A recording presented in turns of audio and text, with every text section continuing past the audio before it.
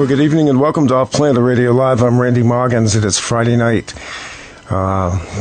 January the 29th. Yeah, January is almost out of here. Coming up on Groundhog Day for you people who want to prognosticate the weather by small furry animals. And we are on the flight deck lifting off from the east coast of the United States, the frozen substrate of planet Earth, heading into geosynchronous orbit. On this program tonight, this is going to be, I think, one of those shows that kind of sets the pace for the way things go. Just a brief couple of comments. First off, on the websites, offplanetradio.com, and going out with all of these shows is going to be a link for an Indiegogo campaign for my friend GeorgeAnn Hughes. Some who don't know, GeorgeAnn Hughes is a world-renowned podcaster who has done the Byte show since the late 1990s, and she became ill and was sent home at the new year with the tendency of hospice with bone cancer. And we didn't give up on her. She didn't give up on her. And we're working with alternative treatments. The Indiegogo campaign is designed to raise the funds that are needed to help pay for the treatment that she is receiving, and also to help pay for her expenses to live in the meantime. GeorgeAnn has always been self-supporting, and she did so through her broadcasts. And now I need to reach out to you, the listeners, to my fellow broadcasters, podcasters, and those of you who are part of the truth disclosure movement.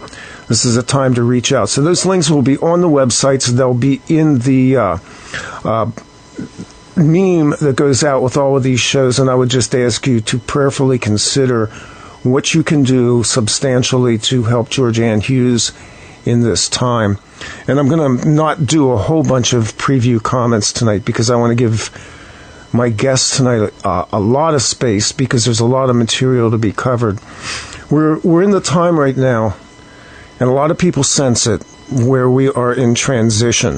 And this is decision point for planet Earth. And many people have sensed, probably since 2012, that things have shifted, things have changed, and that even as we'll call them the cabal, the ruling elite, have ramped up their game and continue to try to keep us down, the people that are waking up, and they're like tiny coals that are shooting embers off and waking up other people. It's the 100th monkey effect, the groundhog effect. What's the weather like this year? Well, we're waking up, and a lot of us are pretty pissed off about it. And so with that, I want to introduce my guest tonight. He is a truth researcher who is passionate about revealing to others what he himself has discovered regarding the hidden truths on planet Earth, as well as the intergalactic scale. He is also an actor, author, producer, director, and a music composer who recently fulfilled the role of a UFO extraterrestrial consultant for the director and producer of a feature film. He directed 50 weekly TV shows with the theme Exploring Your Spiritual Life and Spirit in Washington State. And he has also previously written the Parallel Time trilogy. Tonight he is here to discuss the Seres agenda. I'm sorry, I said that wrong. The Seres agenda, that's SERES, and if you're on the webpage, you can see that. The Seres agenda. And we want to welcome to the show our guest tonight, R. Scott Lemriel. Scott, good evening and welcome to OffPlanet Radio. Good evening, Randy. Good to be here. Looking forward to it. I think it will be an experiential show for many listeners, wherever they might be. And that's the point of all of this. You, in my reading of the Seres agenda and in talking to you, you're not about just putting out research or putting out speculation. You very much are committed to the idea that people should experience the things that you're saying, and that they should become part of their ongoing growth of consciousness. That's absolutely correct. That's why I do what I do. I don't do it for fame or fortune. I'm sure most people in the world don't know that I exist yet. The few that do, that have read the book, or at the International UFO Disclosure Conference I've been to, like the one in Norway recently, or different radio shows, certainly they know about what this work is, and I correspond with these people, Randy. When they contact me through my website, through the visitor comments and email contact page, then I write back to them when they have questions about the book or ask a spiritual question or something about a technique about how to wake this stuff up. I respond to them personally, and after that they have my direct email. And that's really what needs to happen. The interaction at the person-to-person level. That's kind of what I try to do with this show. It's a daunting task, and some people know that I'm awfully slow getting back to them, but we're sharing information that's vital for people to understand. Scott, I kind of introed this with the idea that we are now in the critical threshold where people are waking up. But, even the waking up process, the process of consciousness expansion, awareness, it's painful, it's lonely, and a lot of times many of us are left wondering, what do we do now that we know this? Yeah, exactly. Yeah. I was inspired to write this book with the guidance and help from friends from very far out of town. I mean that literally. Human beings, benevolent, loving, masterful human beings from other world systems. Most of the masters that people think of and what is little known of our actual history on this planet have come from other world systems. And in my explorations and experience, I discovered quite shockingly many years ago that human beings did not evolve on this planet originally at all. No human being originated here or came from monkeys or the primordial swamp of the oceans of this world. So the real history of this planet and the real history off-world has been hidden from people here, which you know well. Yeah. And where I want to go with this is first off to get a little bit about your own background and how you came into the experience and the knowledge that you're sharing. First off, the Saris Agenda, which is written as a work of fiction, but is in fact, I would say, embedded with a tremendous amount of information that readers will get as they go through the book. But it is based on a body of truth that you yourself have been aware of for a very long time. Yeah, it's actually not a fiction book. It's written I think most people would read it and say, oh, this is written like a novel. A novel in most people's minds is fiction. And I had this conflict to deal with before I published the book about how to come out with this information. I didn't want it to be a book like so many books out there based on, UFO researchers discussing other people's experiences and putting out books. I wanted it to be something that is entirely based upon my own direct experience with what I reveal in the book. So when I talk to people in person or on radio shows like this, I make sure I let them know that I'm a hidden truth researcher. And that means that I only talk about that which I've experienced personally.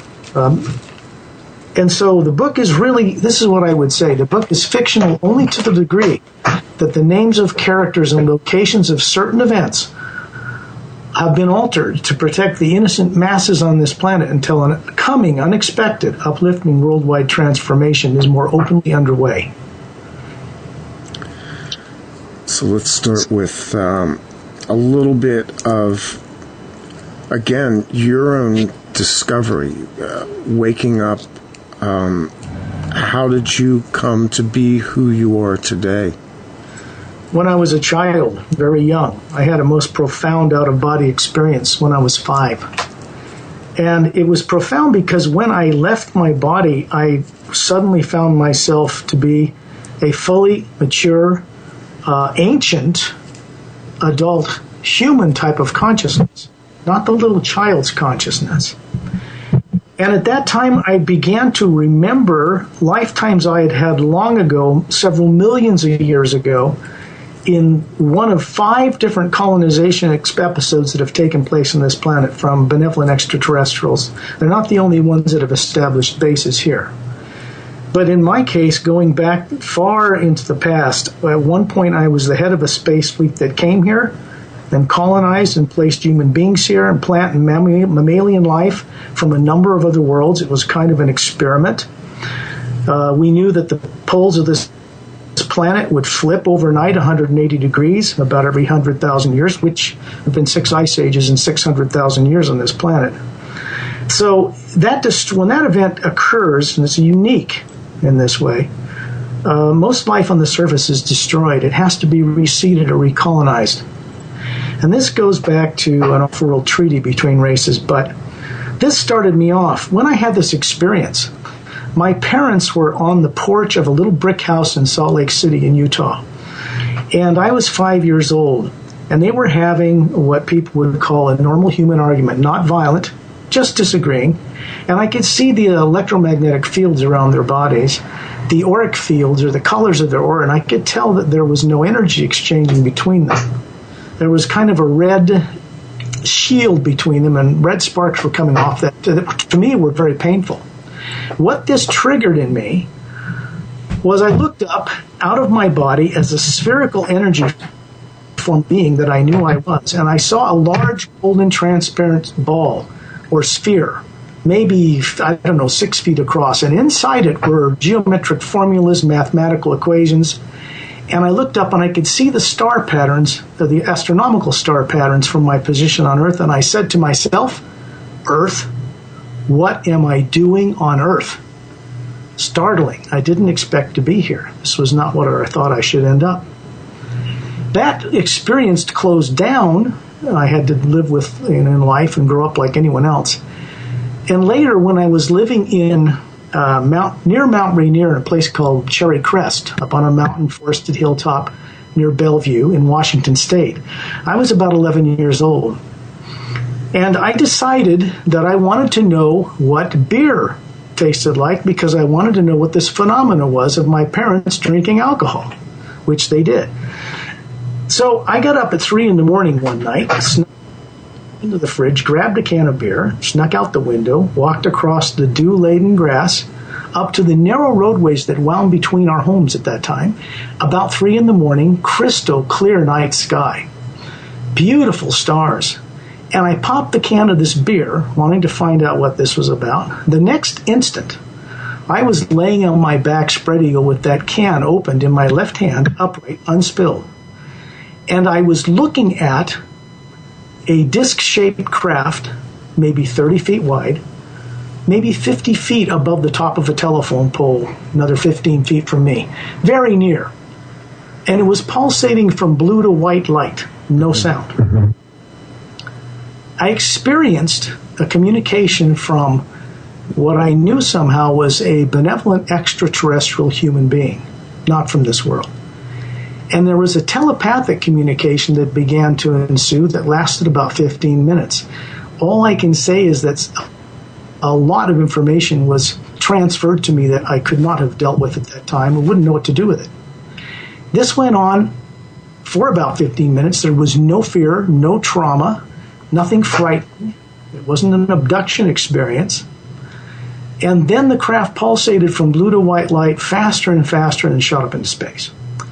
I got up, untraumatized, calm, somehow more mature beyond my years, looked at this beer, dumped it out, threw the can in the garbage can, got back into bed and went to sleep.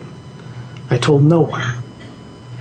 About a week later, when I was coming home from a choir practice at dusk, a school bus would take me 1.5 miles up this hill and drop me off at a wooden bus stop shed. I was the only one on the bus at that point. Everybody else had been dropped off.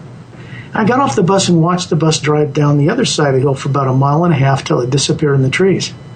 I took one more step, and my head was pulled up by some, and I mean this, a benevolent force. There was no trauma or fear in this experience. And I was looking up maybe 10,000 feet in the atmosphere at dusk, and there were 2 groups of these same saucer disc-shaped craft in 2 triangular formations, 15 in each. And there was this same experience of a benevolent human extraterrestrial in some kind of telepathic communication with me. And then they broke apart and did these incredible acrobatics that many people would love to see on Earth. Seen them in some science fiction films, I'm sure. That kind of thing. But they did this for, I don't know, maybe 10 minutes and then regrouped. And then they just, both triangular formations just kind of nodded towards me. It's the only way of describing it. And then shot up into space. I went home. I told no one. I didn't tell my mother, my father, my siblings. It was probably a wise thing because at that time, there were massive UFO sightings taking place around the planet, particularly around Mount Rainier. This was at a time when there was a person flying a Piper Cub that took video of a squadron of these craft and coined the phrase flying saucer. So that was where I was at the time when this was taking place. And as I went on through life, by the time I was 20, I had many out-of-body experiences, and I had more context with benevolent extraterrestrials, mostly benevolent in my case, fortunately. And by the time I was about 21, not quite 21, I went on a road trip with a friend and his wife and their new baby. We wanted to do a kind of a spiritual journey through the American Southwest. And we were traveling maybe at 2, 3 in the morning, something like that, on a clear, star-filled night, no moon, in the desert highway going across the Salt Lake Flats towards Salt Lake City on one of our journeys. And the radio station that these friends liked to listen to was country music. I didn't mind either way. It wasn't my favorite, but they liked it. And suddenly the radio station started blurring through the channels by itself and then locked on a frequency where we could hear the communication taking place between the commander of an Air Force base nearby and 2 Black Hawk helicopter pilots. It was the strangest thing. And I got this communication from a benevolent human being again that said, I want to show you something. I told my friends it was taking place. We pulled off to the side of the road, and he said, I want you all to see something. I said, what's your name? He said his name was Manka. Very strange name. And I told my friends about this, and their baby was asleep. They leaned out the front window, and I did with them, and we looked up into the night sky. He says, I want you to look out over the desert. Just look up into the night sky. So we did. We could hear this commander of this base ordering these Black Hawk helicopter pilots to track down something that they had picked up on radar. The next instant, maybe 15,000 feet up, the sky lit up with cobalt blue light. There was a beautiful oval sphere of light that just lit up the desert. And then it shot straight into the ground, vanished as if it was crashing. And we could hear this commander yelling at these pilots to get the you-know-what over there and find out what this was, which they did. They couldn't detect it on radar. They could find no wreckage. And then the radio station blurred back to the country station. We looked at each other, smiled, and continued on our journey into Salt Lake City. These are some of the things that started me on this journey. Most of that time, from the 5-year-old period until my young adult life, I had had a number of very conscious out-of-body experiences to meet with these beings, because I became aware that a normal human being on another planet is telepathic. They have a photographic memory. That's all of them. They live at least 1,000 years, not like this 80 to 90 or 100 if you're lucky on this planet. And they, in their cultures, their children are born and raised in an environment that encourages them to clearly understand their ability to leave their body. So they grow up in their societies, the benevolent world systems out there, knowing their other lives and other worlds and cultures, and knowing how to communicate with each other and what they are that isn't physical. This is a normal human planet. So I had to deal with understanding this as I was going through my 20s and 30s. And when I reached 30, I began to have a series of experiences dealing in more profound nature with the way beings are under the world systems, good and bad. And what I discovered was that out in 1/4 of our Milky Way galaxy alone, in what they call the Galactic Interdimensional Alliance of Free Worlds, because it's interdimensional, there's many parallel dimensions involved, that they can traverse in their craft, and they have trade and harmonious relationships.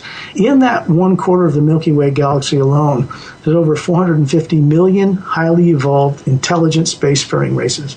That's a lot.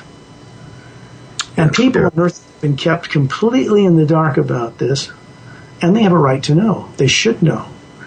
So the dilemma I had when I went through another 30 years of training and experience before publishing this book, The Sira Race Agenda, about a race known as the Sira Race, which is a benevolent extraterrestrial race, the most ancient of them, in Andromeda, Milky Way, and a number of other galaxies.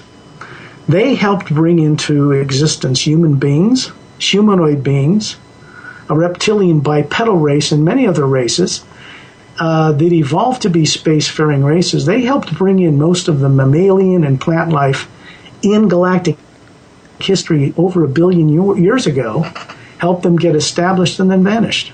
They were 18 to 24, 25, 26 foot tall human beings. Our double-stranded DNA is patterned after theirs. In other words, we're their offspring, really. And so when I started writing this book, I had contact with an ambassador of the Sira race named Neutralizing. This actually occurred. And I began to experience what it is like for a human being to get off-world and look at this world from the perspective of a human being that's never been trapped here, or manipulated, or misused by a hidden cabal, or misused extraterrestrial technology, etc. And they have a very, very different viewpoint of life. These are normal human beings than we do here. And you really can't blame people. I mean, what's been done to people here has been done to them intentionally, without their permission or awareness. So that started me writing.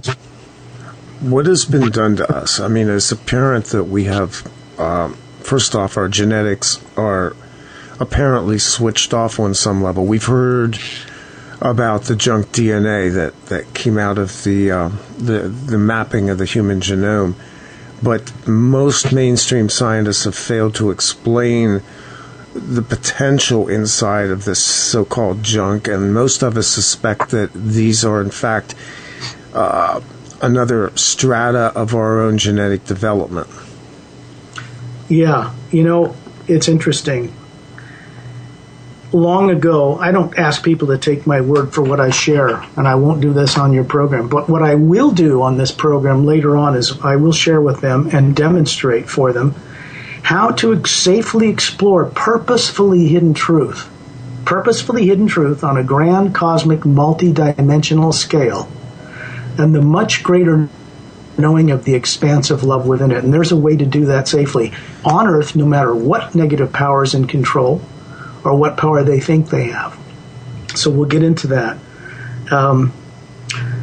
Let's see, what was your question? I'm sorry. Basically, it had to do with the switched off DNA and what you understand about that, how that happened, or was this a design element? No, I'd have to go into a little bit of galactic history, if I could, briefly. No, we have plenty of time, believe me. This galactic history, imagine, if you will, being in this galaxy 500,000 years ago. Just do it. People have imaginations, they can do it. They see TV programs promoting parallel dimensions and stargates into other worlds, and all this stuff exists among some races out there. Or people couldn't write about it here. It's another mystery we can get into, how that occurs. And on a human world, at that time, there was a galactic war that occurred in our galaxy 500,000 years ago. And a tyrant bipedal reptilian race was defeated after a number of worlds were basically annihilated. It was a very destructive war.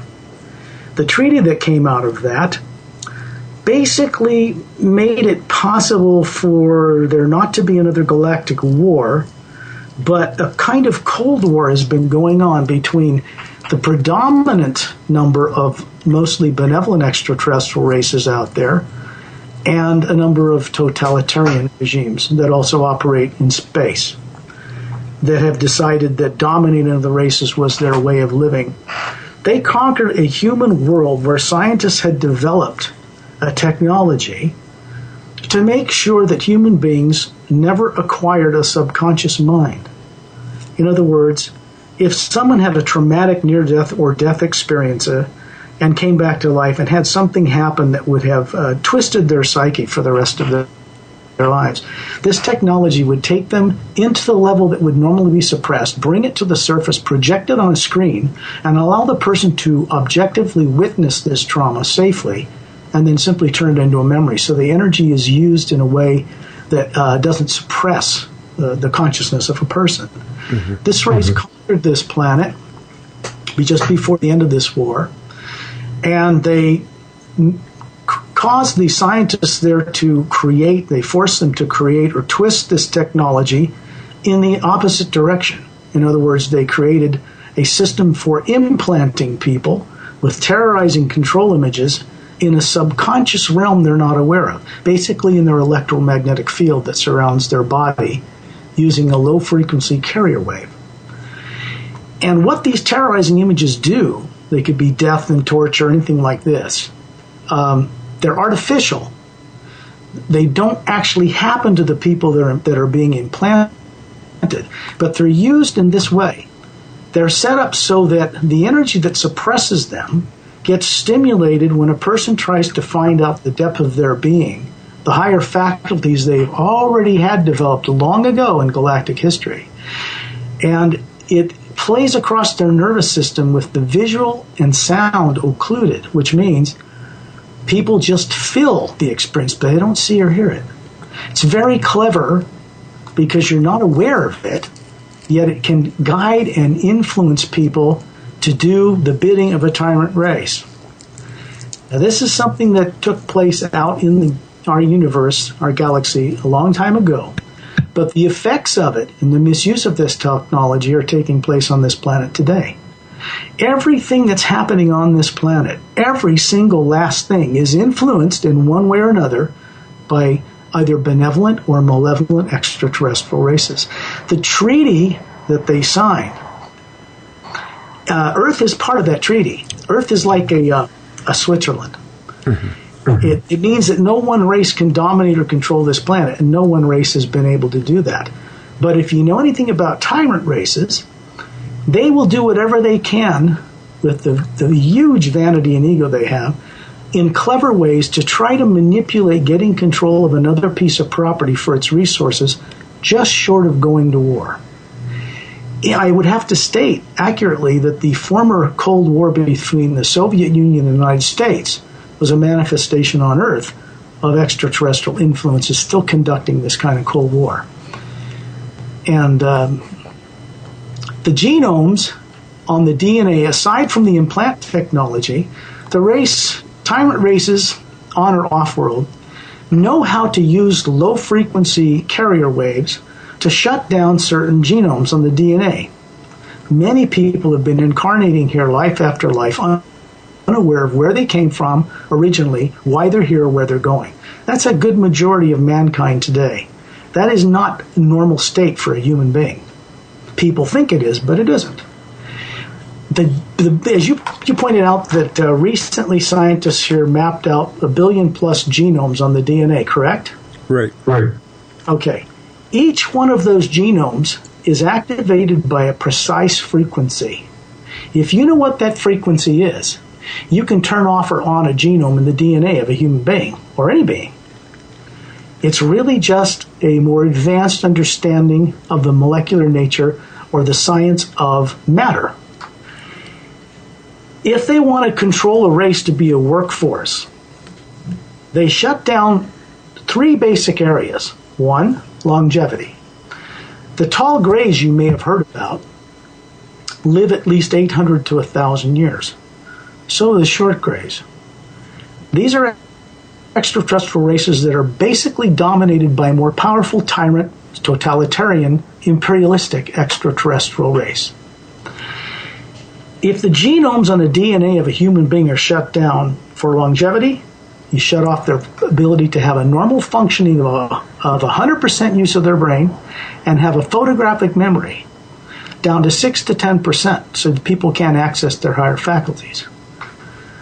And you also disconnect for the most part, their telepathic ability to communicate with beings out in the universe and anywhere in the multidimensional creation, which human beings have a normal ability to do. Which means they are able to plug into the omnipresent living force in this universe and determine hidden truth of any kind with knowing certainty for themselves. But if you shut that down and you have a slave culture of people you've captured, let's call it human, and you bring them to Earth and you are allowed under treaty to have a pocket, a small area of planetary base in secret, underground or in mountains or wherever under the water on this planet.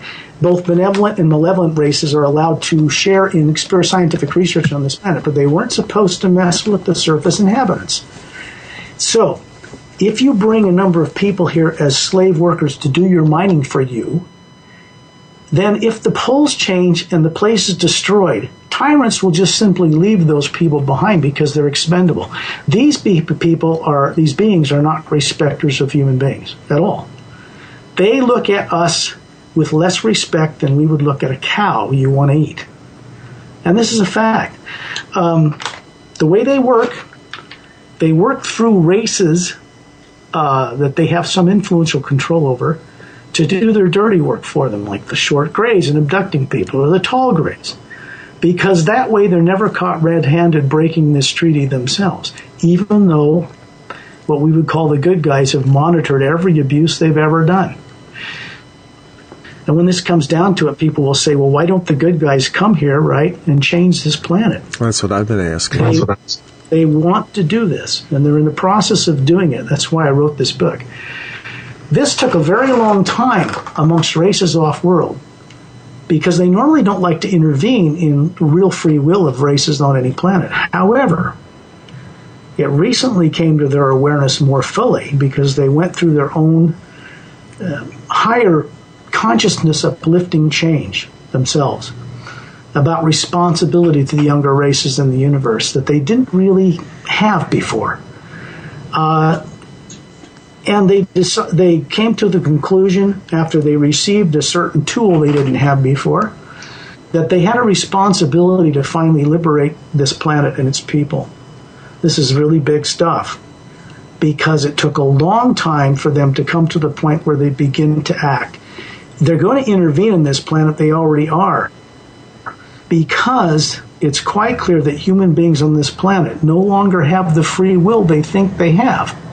Which means it's not a fair playing field, which means if they do nothing, tyrants will end up annihilating this place as they have on other worlds when they're kicked out by force.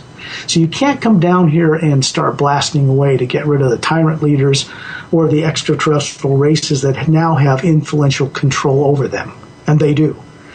So the way you do it, you have to do it in a way that can benevolently neutralize the implants even in the tyrant races that were placed in them even longer ago in galactic history to compel them to go out and be terrorizing forces in the universe. It means that the beings that are doing these tyrant things on Earth, hidden government members, elected people, tyrant extraterrestrial races, are not in control of what they're doing. Because if they were, they wouldn't do it.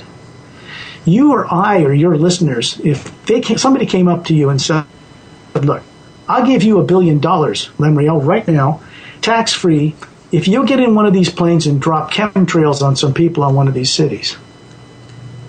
And I would say no, and I wouldn't do it. And neither would you. Right. But the people who do it no longer have control over how they think and what they do in the way they think they do. And they do this without giving it a second thought. So what you've got on a planet here are a combination of several sources of human life. Each race that's on this planet today, and this is what I've learned from them, has come from a planetary system where that particular race and religious characteristics are dominant over their entire world system. For instance, take a Buddhist, or a Christian, or a Hindu, or a Muslim. Take a Hispanic, a Caucasian, Arabic, Japanese, Chinese, these different races, these subtle genome differences in characteristics in skin color, slanted eyes, or whatever, you have different heights. And these different cultures on this planet didn't evolve here out of our primordial past. They are representative of races on their worlds that the entire planetary race is like that. And they were either captured as political prisoners at one time or other, put here and left behind, and over the different cycles of the polar shifts that have happened to this planet and destroyed the surface time and time again, which is unique to this planet, by the way. These races who would survive these catastrophes, maybe several thousand, were basically cast back into a very primitive age. Plus, new people were brought both by good guys and bad guys to do their mining or their work for them here. And then intermarriages occurred, and you've got a gene pool now on this planet that has three basic functions shut down that should not be.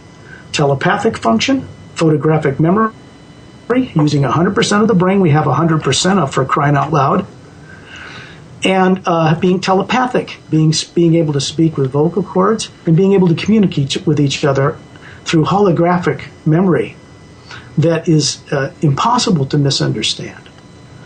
You start doing speech, working with just words and shutting a person down to where all they can communicate with is voice. They're very easily restimulative, very easy to control them through the implant system. And that's done through the satellite system, by the way. People that are doing this to their own people on this planet are carrying out a philosophy and an agenda which is not human, number one.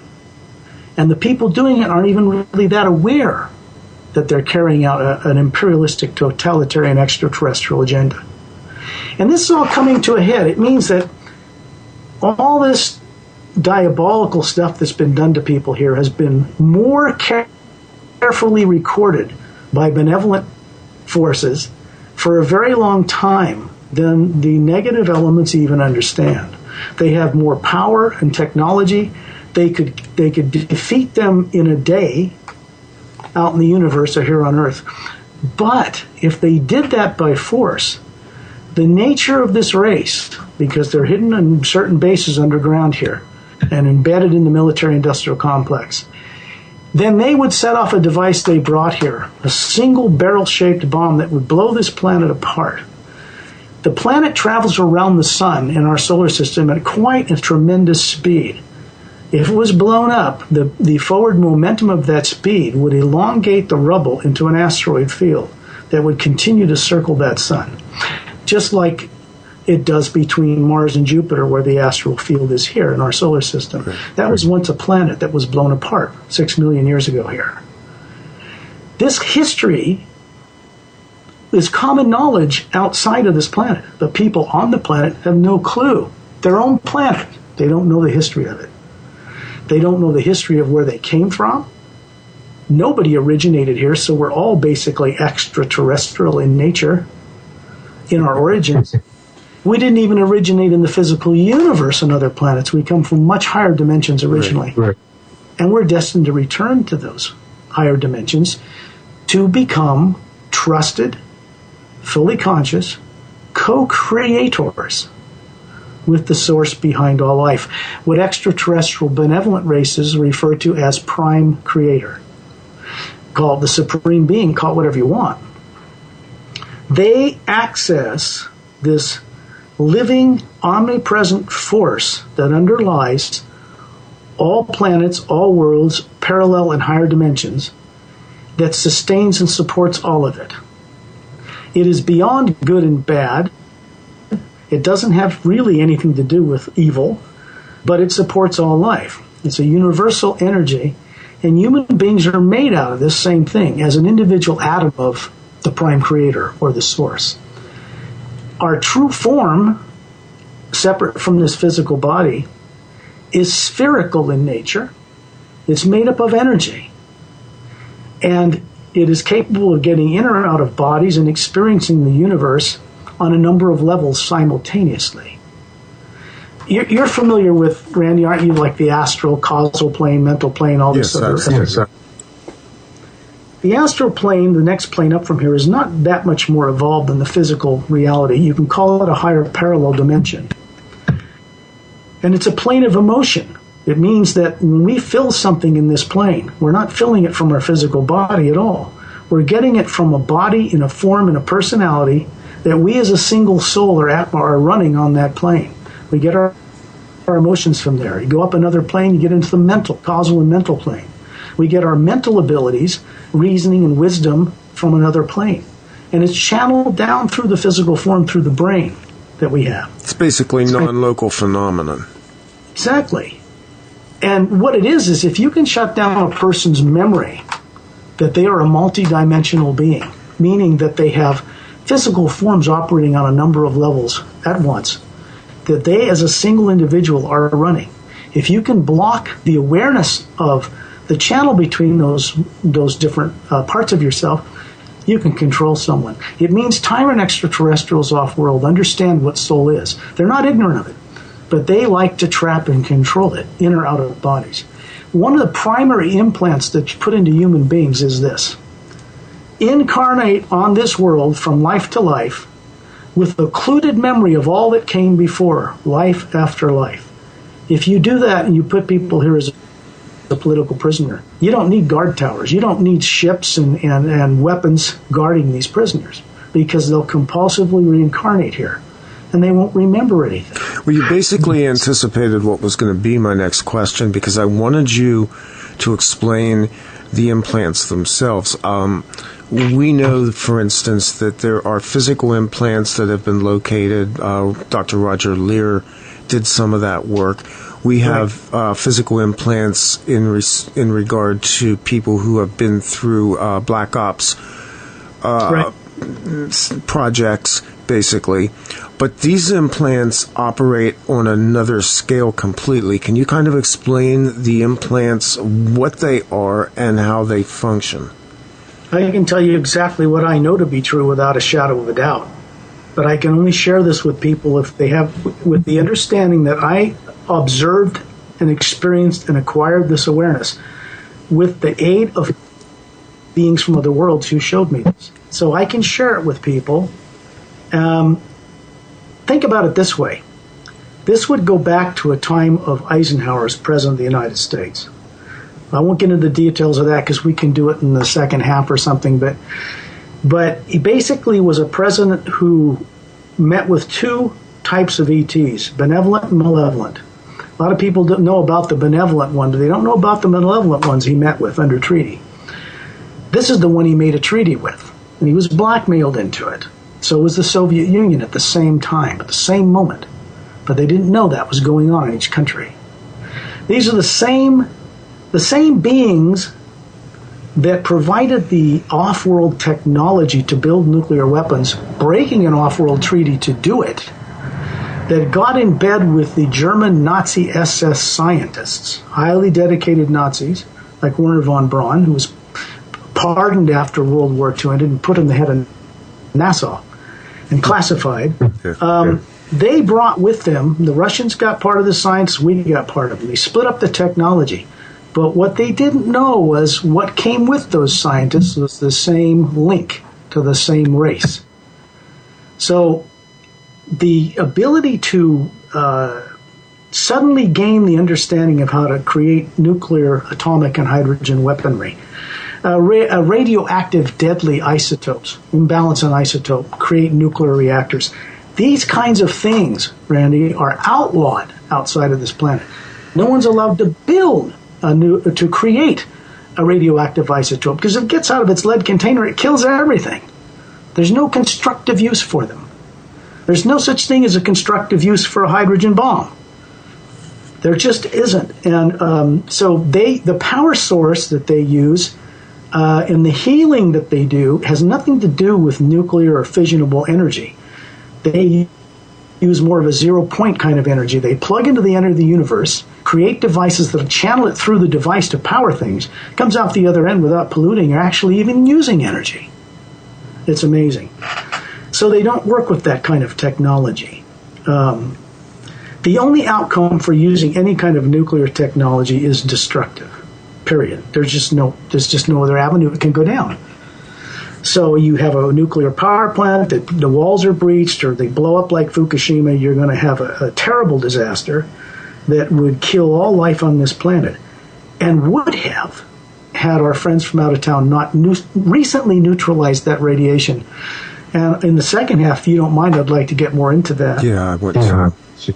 Because I want to provide some actual proof, some actual things that we have done, friends of mine and I, to test and have tested in labs radiation that hit the West Coast, measured at 60 rads from the Fukushima disaster, and other places in the world that were recently neutralized in the oceans a few months ago. So that's something important for people to know. This movement to transform this planet is underway, and from what I'm told, it's irreversible, which means the extraterrestrial races outside this planet now have a new tool that will allow them to unaberrate or unimplant the tyrant races. So the problem is bigger than just coming down here and transforming and uplifting this entire planet. That's easy. The technology amongst these races collectively to do that, to heal all disease, to turn on your genomes that were shut down, to help you get out of your bodies in and out and recover, that's easy pie stuff for them. That's not the issue. The issue is how to do this off-world where the problem originates and from classified, hidden behind-the-scenes places on this planet and amongst hidden leaders, and do it in the most safe, undestructive manner. That's what has taken so long for this to begin. So the Sira Race agenda, as you know, goes into revealing where and how far up the scale of dimensions this new ray I talk about, woven into this special vibratory word Hue, came from. The first place it touched was the Sira Race, who I remember telling you had vanished some time ago. Yeah. They kind of set everything up and then left and said, you're on your own. They recently went through their own spiritual consciousness further evolution because this ray was presented to them in a certain form. And it affected their consciousness in such a way that they realized they had a responsibility to not place themselves above the rest of the races that are in existence, but to help them get moved beyond this thing we call evil, revenge and hatred and karma. And so when they discovered that in themselves, they first contacted over 5,000 representatives of 450 million world systems in 1/4 of our Milky Way galaxy. And that when this ambassador appeared before them, they were so uplifted and so changed by it, they instantly knew that they had to start to solve these problems because what they experienced gave them the consciousness to know how to go about doing it without going to war. In other words, you don't go and blast the reptilians and the greys, into oblivion. These are sore losers. And if they lose a planet or property they're trying to take illegally, they try to destroy everything on their way out. And so this goes back to the way to do it in a safe way. So in the Sira Race agenda, I do reveal how this came about and the way they gently go about contacting human beings on Earth and helping them to get set free from these implants. I've gone through this process myself to some degree. I have more to go through like many people on Earth. I'm not done. It's a work in progress like this book. But I can tell you that the implant removal process is real. They know what they're doing. They know how to do it. And they know how to do it safely. It's not easy for a huge force of benevolent extraterrestrials to land a craft on this planet, to pick up the very worthy many millions of people who would like to get on board a craft and have a ride and wake up.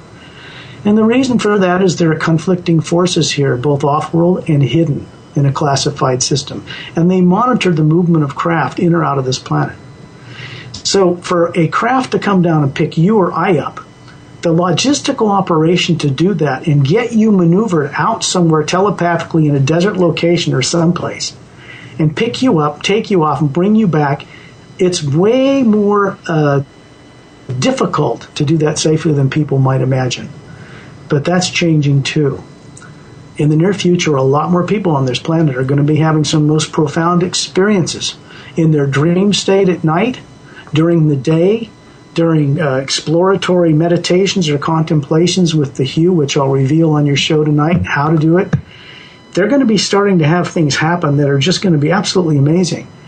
And I can tell you that the way this is unfolding, the hidden cabal, the hidden tyrants, the hidden elitists, the off-world tyrants that run them, do not have any power or technology in the universe that can prevent or alter or stop what's coming.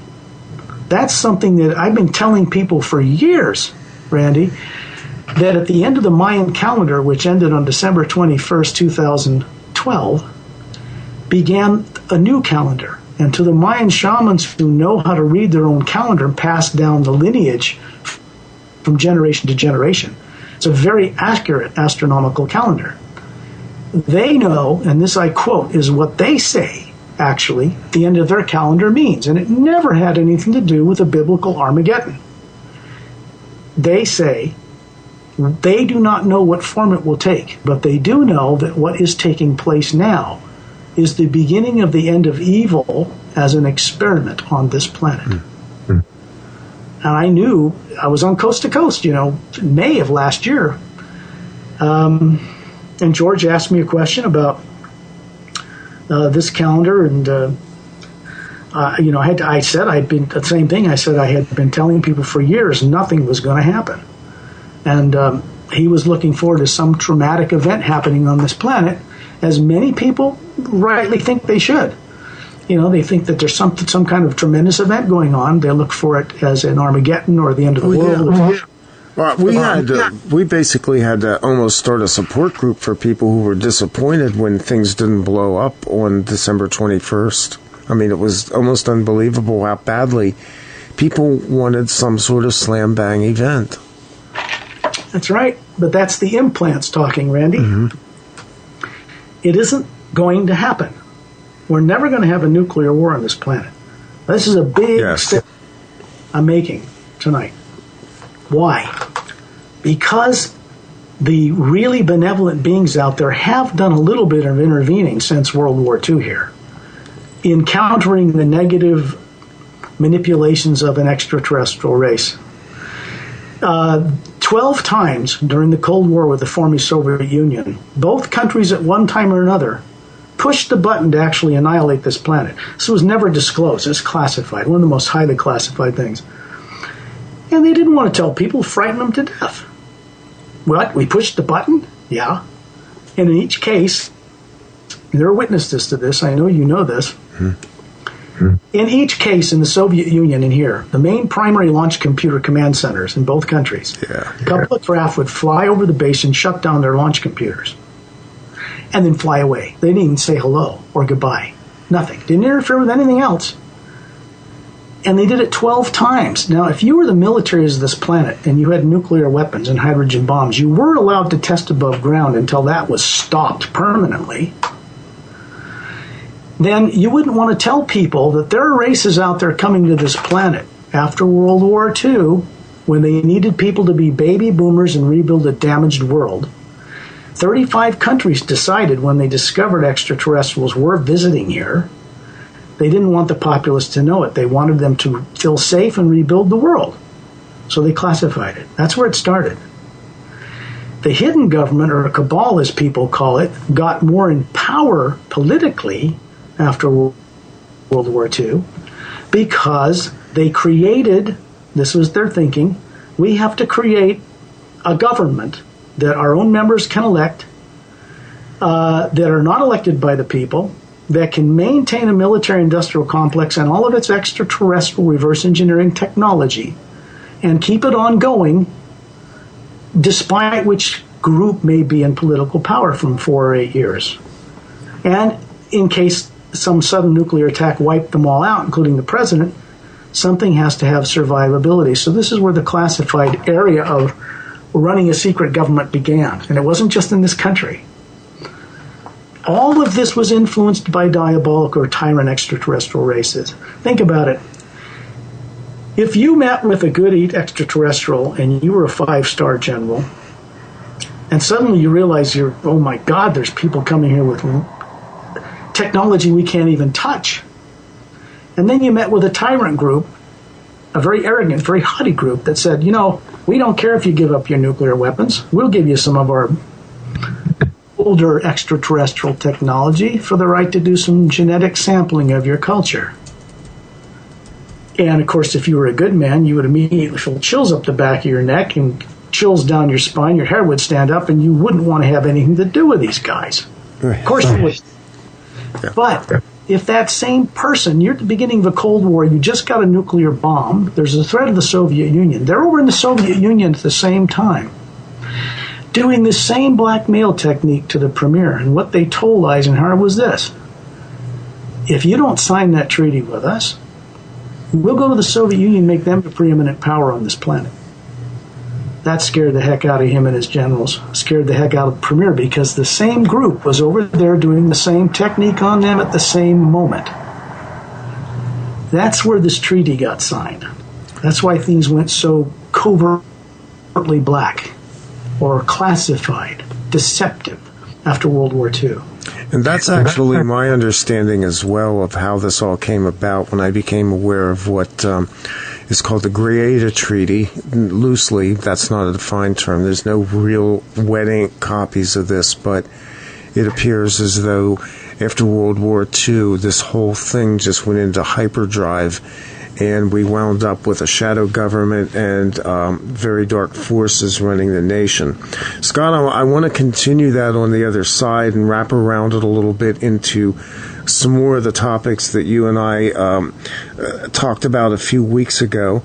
But we're going to take a break at this point, and that'll be about 7 minutes, and then we will come back on the other side with our guest, and we will pick up the subjects that we've been talking about so far, and a whole lot more, including the experiential side of it all with R. Scott Lemriel.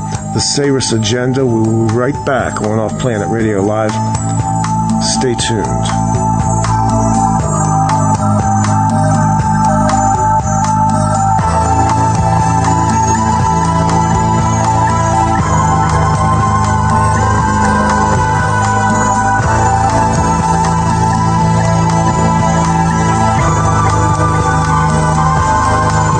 Listening to Off-Planet Radio at offplanetradio.net and offplanetradio.com.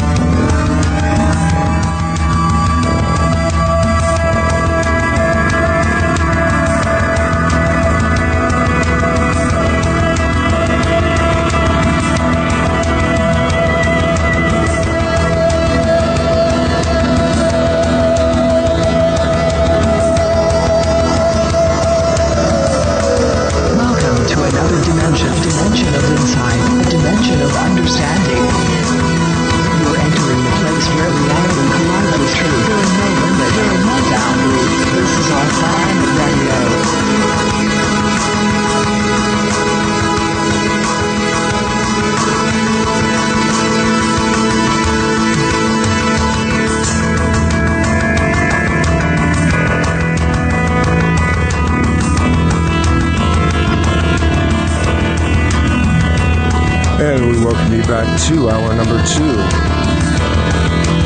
of Off-Planet Radio Live. I'm Randy Maugans. The websites are offplanetradio.com, offplanetradio.net, where you can hear live streaming on Friday nights from 9 to 11 p.m.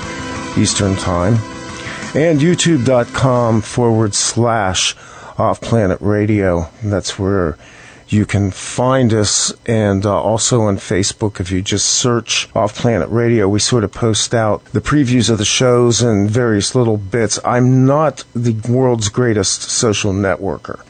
I'm basically a recluse who has been forced into the open to do what I do. So sometimes I'm rather reluctant at social networking.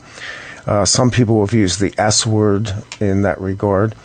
But that's where you can find us, and we do the best to communicate what we have to say, and we continue to just put it out because I think humanity deserves to have the opportunity to wake up, and I think that's beginning to happen.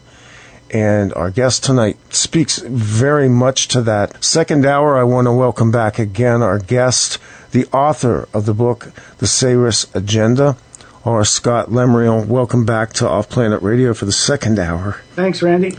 Glad to be here. And, a lot of thoughts were coming into my head as we were going through all of that. A little bit first to let people know about the book, where they can find the book, where they can find you. I think that's important information we should embed here at this point.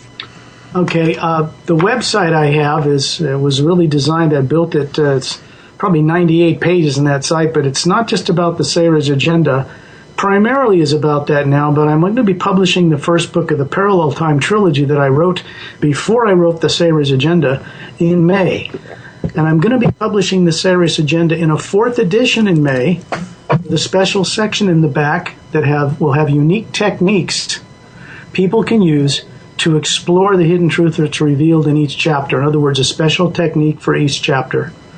So that's coming up. The book that's out right now, the Sira Agenda, is the third edition, and they can get it at any bookstore. They can get it at Amazon. They can get it at barnesandnoble.com. They can get it through my website by clicking on the click here to buy link right on the front index page, and it will take them to Page Publishing in New York. They handle, and then there's links on there to Barnes & Noble or Amazon or for ebooks or trade paperbacks. People can click on them at the site at Page Publishing for this book, and then they can buy the book that way. I don't take credit card orders or deal with anybody's private financial stuff at my website. It's at paralleltime.com. The word parallel and time together, PARALLELTIME.com. paralleltime.com.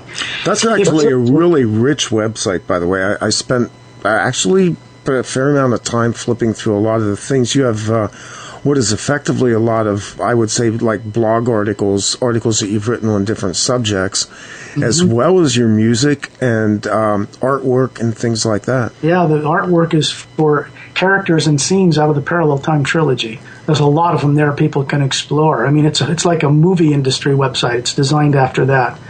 So it's a commercial website in that it's designed to get people to be aware of what I do and be able to get the work, like the Sira Agenda, which is a commercially published book. It has to be, or nobody'd ever find out about it. It doesn't sell for a lot of money. It's a 370 or 80 page book, or 358 pages, something like that. I recommend people go to Barnes & Noble, the regular website here, to get it, because they carry it, actually stock it in a central warehouse, and they don't play any games. They ship it right away. Yeah, and Amazon plays these little games, and I've heard this from a lot of authors, and it's become less and less my go-to place to get things if I have another source. Yeah, because they will tell you the book's out of stock, or they've only got 3 left, none of which is true, because they don't stock the book. The book is distributed by Ingram, which distributes and prints on demand all the books for 70% of the world's publishers. They ship it out. So Amazon's saying we do this and that. They don't. And it's okay. A lot of people can get it through Amazon just fine, but it may take them longer to get it than through Barnes & Noble, quite frankly. Well, we'll put some links up with this podcast so that people can click right from our pages over to your site and go from there and make the appropriate choice.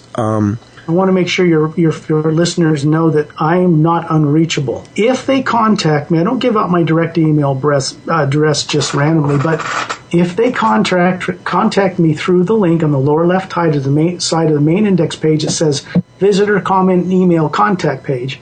It'll take them to a page where they can send their personal information or email addresses or phone numbers, whatever they want, and ask me to contact them with questions about the book or about anything else they see on the site, and I will respond to them. Once I do that, they will have my direct email, and we can talk with each other. And as long as I'm capable, I will be of benefit to the people who contact me. So I want you to know that, and your listeners to know that. You're also on Facebook. Is that available as well? Sure. Absolutely. And if you just type in the Sira Race agenda on Facebook, there's a lot there. Yeah, I went to your Facebook page today. I friended you, but I got a chance to read a little bit, and there's interaction going on there, and I think that's really important. That's the good side of social media, is being able to really, have conversations with people. Yeah, there's a couple of free videos that were put up on YouTube. The 2-part presentation that I conducted in person was flown over to Norway, to Bergen, Norway, to the 3rd UFO Disclosure International Conference they put on there. And those 2 videos, people can go, say, to Facebook, click on the Sira Race agenda, and they'll find those links somewhere in there. Or they can just look the Sira Race agenda up on YouTube, and they can watch probably those videos or find those 2-part videos. They're free, but they will be able to experience for free what people paid to come and hear me say and demonstrate for them in Norway. It's quite an unusual event.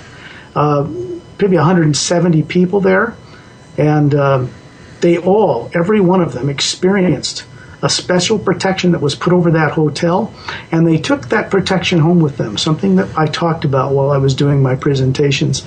They came up to me afterwards to share that with me. So some good things started to happen. I kind of sense a little bit of extra protection going on with this show tonight. I'm not getting... This show experiences a lot of, I will call it, low-frequency interference from time to time, and that it's phenomenally clean tonight. So whatever you guys are doing up there, keep it up. Thanks, because we need it. Getting some help from this Ambassador Terrellian of the Sira Race, believe it or not. He's far more advanced than the very advanced, spiritually advanced extraterrestrial races out there. That's all I can tell you. They were evolved, immortalized their physical bodies over 1 billion years ago, so they're very advanced guys. Most people in the UFO research area still don't know anything about them because they haven't been around even this galaxy for a long time until recently. They're on their return. They're on a return journey to eventually show up here. And that will occur after this galactic alliance, benevolent extraterrestrials have brought about a transformation and landed all over this planet. That's coming. Well, let me ask you this, Scott. Have we, and I know you and I know kind of the answer to this, but we know that people have had contacts going back, at least in my subjective observation, probably since the 1950s, that many people have reported benevolent interactions, as well as people that have obviously experienced the horrible abduction scenarios and other types of fear-based. But what I'm talking about here is basically benevolent contacts that are occurring, much like you described in the first part of the show, what we call astral or OB experiences, what most people would call unreal experiences, but those experiences are very real. Have they been ongoing for some time? Yeah, and actually the higher, more evolved races, not just in the physical universe, but in the higher planes, don't use the astral body to get around, Randy. They use the Atma body, what extraterrestrials call soul, because it's not limited to the laws of the lower planes like astral, physical, causal, and mental. When you move around in the soul body, you're able to work anywhere in the multidimensional universe and go visit the forms you have in those planes and experience whatever you want. But you're not limited to astral travel, which means you can leave this body, find yourself awake in the astral body, and walk around and move in the astral plane, but you can't go outside of it in the astral body. So it's very limiting in that way. They know what this is, that is the real core of their being, that we call soul on earth, that they refer to as the Atma, or the atom of the Supreme, or the atom from the source behind and supporting all life. This is something we are. We've always been this. And when a person's awake in what they really are, then they can move it around and have the pleasure of communicating with and having experiences with beings and races, not only in other worlds, but in higher planes. Now, this is where we're headed. This is our nature. This is who we were meant to be. Yeah, and later on as we go through the end of the show tonight, you're going to get some information from Scott that will either help you initiate that or amplify the place where you're at. Scott, I want to draw back to the last, as we were closing out the last segment, we were talking about the implants. let's talk a little bit about the Earth implants and what you know about that as well. Yeah, that's an easy one. Earth implants, the little chip technologies and pieces of metal and things like that people have found when they were abducted and implanted and the memory occluded. The only way a memory can be occluded from a person is to force the memory into the subconscious area. And it has to be done through a terrorizing image implant put in front of it so that you can't get past the terror to get to the source. It's as simple as that. We talked about it a little bit in the last hour that the actual implant, extraterrestrial or abusive use of technology, implants, aren't electronic at all. But the electronic equipment or high developed technology is used to use a carrier wave to implant a stream of holographic images containing sight, sound, smell, taste, tactile, motion, all the qualities and characteristics of anything you would see in this physical life walking around under a forest. And if they're terrorizing images, then they just stream that into and lock it into your electromagnetic field, the energy field around your body that most people aren't even aware of. And what it does is it's set up so that when you try to discover or wake up your higher faculties, this is for many people till they get stronger over them, and you try to, it's like almost you have a feeling that there's some higher natural ability you have that's just out of your reach, always just out of your reach. When you try to get there, sometimes when you go into deep meditation or at night when you're in the dream state and you're out of your body, you can go beyond these implants and remember much. The difficult part is bringing it back here in the morning when you wake up. This is part of how the implants work to occlude those memories, to keep you from getting to the source of who and what you really are, what you really know, and what you've really already evolved to long ago in this universe, and it was taken from you without your consent or awareness. Because that implantation process, when it's done to you, you don't feel it. You don't feel it being done. The difference between that implantation process and the ones that people have experienced that are electronic or chip-natured or crystalline chip in nature were done by a hidden military industrial classified complex that were endeavoring to reverse engineer with our technology, controlling devices based upon the extraterrestrials they were working with, the technology they used to implant people, which they don't share with us. They only share with us their less important technology. They keep their prime stuff for themselves.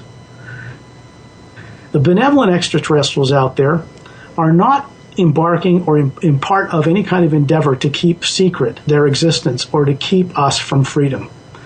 That's not their game plan. They do have technology that can reverse completely all of this implantation stuff that's going on this planet. To do that openly, they first have to neutralize the hidden government and the elitists that a certain extraterrestrial group have under their control. They got to work on straightening that out first. At least get it prepared so that when people have more of a massive contact from very benevolent extraterrestrial races who want to help set this place free, they won't be terrorized by the experience. Because right now, if a massive landing of ships took place on this planet and this energy ray I talk about and will talk about came out on this planet, it could transform people to accept this landing and completely be transformed. But the implants remaining them would terrorize them, no matter how strong they are or how evolved they think they are spiritually. They would be triggered into the forefront of their consciousness, and that's the problem. You got to get rid of those artificially created implants first. So what I talk about and why I do this work is to help people utilize a tool I share with them that is not native to this planet, was brought here millions of years ago and kept sacred and secret by master teachers throughout the ages. But those master teachers, Randy, are extraterrestrial. And they're human. Most of the advanced spiritual masters people think about of the little history they do know of this earth come from elsewhere, as did they. Can you imagine what this world would be like if people suddenly remembered all of this within themselves without me having to tell them anything? What that would be like? Yeah. That's what's underway. I want to address something at this point. This is maybe a little off of where we've been, but it jumped into my head as you were talking. It has to do with the reptilians and the fact that they too are also cloaked. You mean by cloaked meaning they're controlled without their will or consent?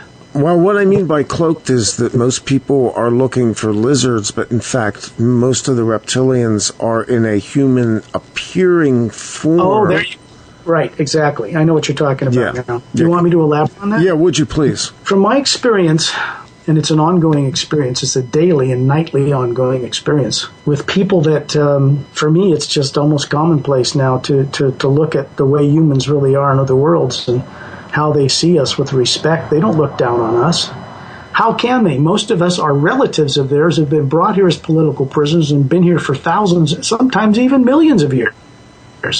This history goes back a long ways in galactic history between tyrants and benevolent ETs.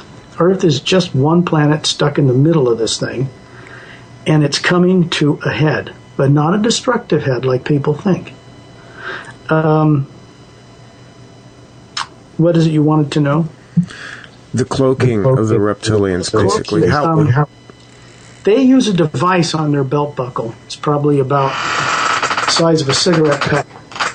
And when they press it, let's say you're meeting with a president who just got elected, hint, hint, and it's a handler or a particular cabinet member or a national security advisor.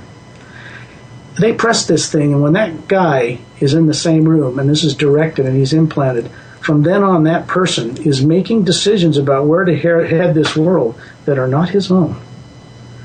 Very easy to do. When Eisenhower met with this group, this ambassador of a tyrant race, of course he didn't want to sign a treaty with them. He was no fool. He was not a diabolical monster. He was a good man. This guy pushes a little thing on his belt buckle, and it influences him to make decisions against his better judgment. That's part of it. The other part of it is a blackmail threat that if we don't sign a treaty with them, to get the extraterrestrial technology that Eisenhower and his generals really wanted, of course, extraterrestrial technology to beat any foe on Earth like the Soviets or anyone else if we get threatened. Well, he felt if he signed a treaty with the good guys, the ones he met with previously, that we would be vulnerable to a foreign power, an alien race that might lie to us and then dominate us. Because their requirement, and this is law outside of this solar system, is that we give up all radioactive and nuclear power on this planet. Weapons, radiation, isotopes, everything. For that, they would come down here, give us their technology, give us their spacecraft, invite us to be a member of the Galactic Alliance, and your kids would go on field trips to other planets. That could have been going on since Eisenhower's time. They were frightened. They felt uplifted by these beings, but it scared them. They just acquired an atomic and then hydrogen bomb, and they would have to give it up. How would Eisenhower convince the Soviets to do that? Well, he couldn't, could he? And he knew he couldn't. But it feels to me like this whole thing was a contrivance. In fact, the more I've looked at history, even going back thousands and thousands of years, it looks like we've been living in a constant situation that was contrived to keep us in stress and turmoil. Basically what you described earlier as the experiment called evil, or what I call separation from source. And right. That really we've just constantly fallen prey to the same devices over and over again, which is to keep us separated, keep us at war, keep us locked into the material plane. Is part of what we're going to experience in Awakening going to help us to jettison some of those perceptions that we labor under now? Those are artificially implanted perceptions, so yes, they're going to be gone. Underneath that is the inherent ability to plug into the universe and know truth for yourself, with certainty of knowing, with confidence, without doubt. That's a normal human being. Are people on Earth normal, in your view? No. No. But even just saying that makes you feel like, pardon the expression here, an alien, because most people do accept the common consensus of so-called reality. So people like us are still actually considered freaks. Well, it's getting less and less that way, isn't it? It is. To answer your question about the cover, one of the other devices they wear on their belt buckle simply bends light tightly around their bodies. Mm-hmm. And it shapes it into a form. If you're a reptilian, you're 9 feet tall and weigh 380 pounds and could kill any human just with one blow. You morph into looking like you're 6 feet tall, lanky, and a human with striking, penetrating eyes, the one thing that gives them away. But if they were in the White House, for instance, or in the Soviet Union or in Russia or China or anywhere, and former Soviet Union, now Russia, and they would appear human to the people around them. The only thing that gives them away is their unabiding lust to devour you or kill you on the spot. So they could be smiling at and shaking your hand, but the hair would stand up on the back of your head and you would just want to run. Yeah. They could be looking at you, but the eyes, the one thing they can't hide is the emotional expression behind the eyes. That's the one thing that gives them away. And it's easy to spot. For basically, instance, kind of like that Eagles song, "Your Lion Eyes." Yeah, if you saw one, you'd know right away, Randy. I have no concern about that. Yeah, I suspect I have.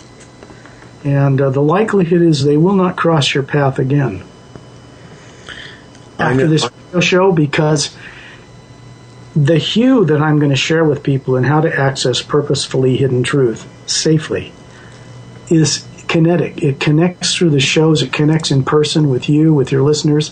It's going to begin to unravel things that have been keeping them held back in their lives. And if they begin to practice, because it develops strength of character and strength of you, the Atma, over anything negative, which we actually have power over, but we don't believe we do. That's the problem. That's an implant. When you begin to understand what's really going on and can accept your responsibility in it, things unravel very quickly, and people from out of town can contact you, because when we start to do this special vibratory word, you're actually telepathically sending out an SOS. They hear it. They hear it in their ships. They hear it in other dimensions. They tune into this and use it themselves to keep from acquiring anything subconscious, because they don't have subconscious minds at all. And we're not meant to either. Right. That's one of the things I wanted to ask you about, too. This whole Sigmund Freud made a major industry out of the subconscious mind. And humans have accepted the fact. I call it split consciousness or the split mind, because it seems to me like, why would you keep secrets from yourself? Why would you compartmentalize not only just mental processes, but actually entire subpersonalities in a part of your brain that you can only access under special conditions? You wouldn't, but implants create that split artificially. Also, what the implants do, and this is a primary method of tyrant control over masses on any world, in any plane or dimension, if the tyrants have an upper hand. Simply this: they compel you to use the great gift, the benevolent, divine gift, of your ability to see into the multidimensional creation while you're sitting here talking to me, and see it through your inner or third eye, through the pineal gland, the center of the brain. If they can occlude that, or get you to think in two directions at once, positive and negative, be loving and creative towards your future and your family, and then be terrorized at the same time, and imagine a diabolical future coming your way, which most people do. Yeah. It splits them down the middle, and they don't have the power over this negative force they normally should have, because it's diluted in two ways. And it creates what people call karma. It creates their own energy field from the universe coming through them and manifesting two things which neutralize each other. Karma is an illusion. It's created to keep people incarnating stupid, not just on Earth, but in the lower system. So that's something else that the Sira Race agenda brings to the table for the first time. And it's not my agenda, first of all. I'm the author of the book, but I didn't create this. I helped co-create it as one of the fellow co-creators with these beings. But I'm not the great power that works in the universe to make these changes in people.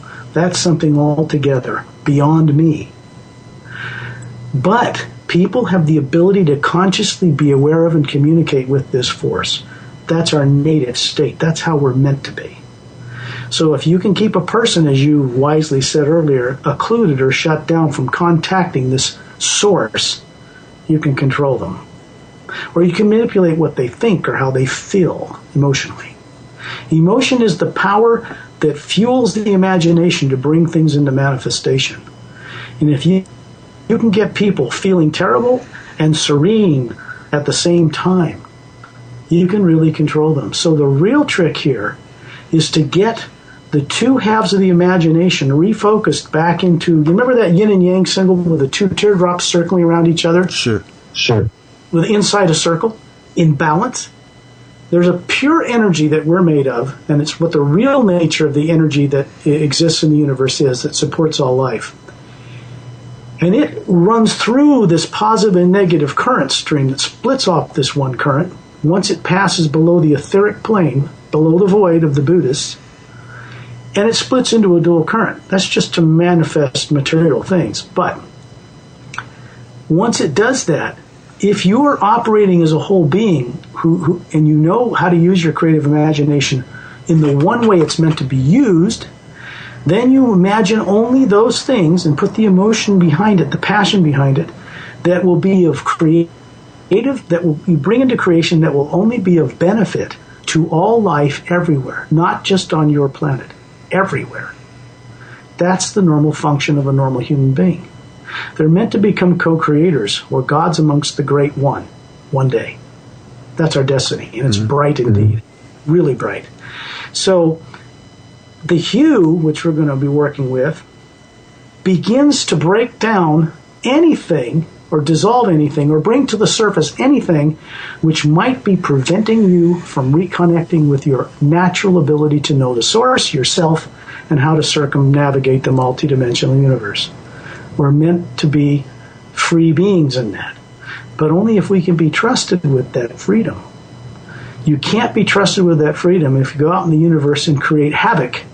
You might be sending out a beautiful thing you want to have save a planet, but subconsciously implants are driving some of your energy to destroy it at the same time. That's a problem. Tyrants know this. So even their own consciousness is split. But when they get in power in an elite group, and it's being manipulated by extraterrestrials who are more clever than they will ever be in being diabolical, then you can get them to do what you want to do, like chemtrail spraying, blowing up Fukushima. Who knows why they did that? That catastrophe was 100 times worse than Chernobyl, which killed, 25 million people? Yeah, a lot of people died over time, yeah. And it didn't explode, it imploded. It melted inward. These 4 plants in Fukushima blew rods 15 feet high out into the atmosphere. Radioactive rods. That should have killed everybody in Japan. Part of China, Russia, the Western United States at least. It didn't. It still hasn't, and it's not going to. At one point last year, the radiation coming ashore and in the air from Fukushima was measured and tested in a lab, measured at 60 rads and rising. I think it was about 6 months ago now, a friend of mine in Washington State had tested the waters and had it sent to a lab to know what it was off the Washington coast where much of this was coming, along in California as well, Alaska, South America. And then we had a discussion. We were talking about the series agenda and this kind of thing and friends from out of town.